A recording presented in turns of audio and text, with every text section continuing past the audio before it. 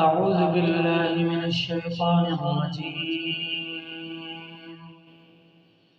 بسم الله الرحمن الرحيم. يا أيها المزمل قم الليل إلا قليلا نصفه أو انقص منه قليلا أو زد عليه ورتل القرآن ترتيلا إنا سنلقي عليك قولا ثقيلا إن ناشئة الليل هي أشد وطئا وأقوم قيلا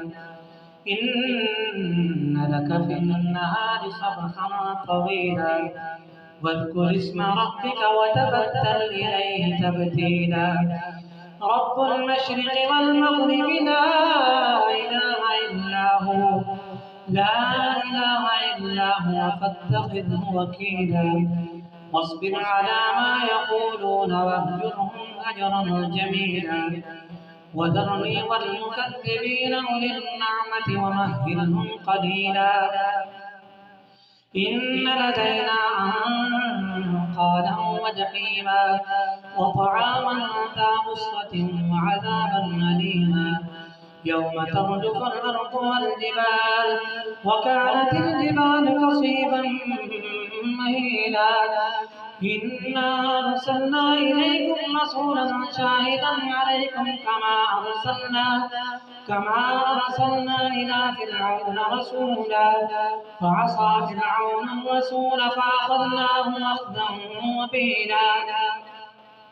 فكيف تتقون إن كفرتم يوما يجعل الولدان شيبا